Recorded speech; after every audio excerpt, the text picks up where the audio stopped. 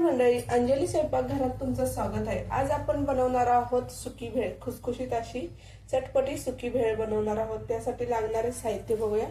बारीक चिरलेला कांदा आहे, बारीक चिरलेला टोमॅटो आहे, हिरवी मिरची एक घेतले, अर्धा लिंबू घेतलाय चिरून, हिरवे वाटाणे घेतलेत, बारीक शेव घेतले, कोथिंबीर घेतले, शेंगदाणे अर्धेसे 2 तुकडे करून घेतले, चाट मसाला घेतलाय, काळे मीठ घेतले आणि कुठला पण आवडीनुसार तुम्ही फरसाणा घेतला तरी चालेल। आणि हे चिरमुरे घेतलेत मी। हे खुसखुशीत असे चिरमुरे असे आहेत। खुसखुशीत नसतील किंवा नरम पडले असले तर आपण कढईमध्ये आपण ह्याला गरम करून घ्यायचे। चला सुरुवात करूया। आता आपण ह्यात आधी कांदा टाकूया बारीक चिरलेला, त्यानंतर टोमॅटो टाकून घेऊया,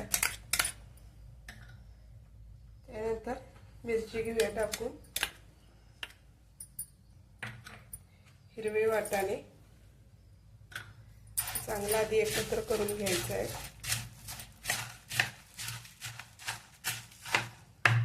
आता ह्यात आपण बारीक शेव टाकूया,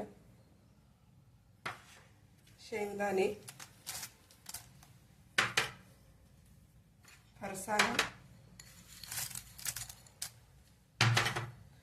चाट मसाला, काळं मीठ, कोथिंबीर थोडीशी टाकून घेऊया।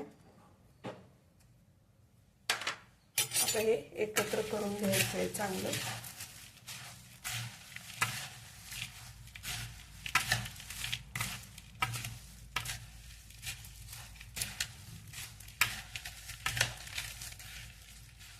आता ह्याच्यात आपण अर्धा लिंबू पिळून घेऊया।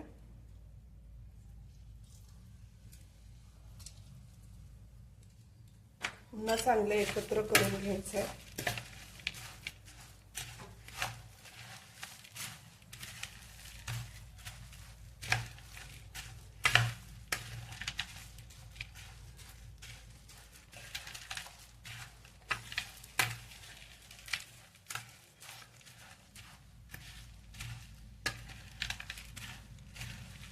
छान अशी सुकी भेळ आपली तयार आहे।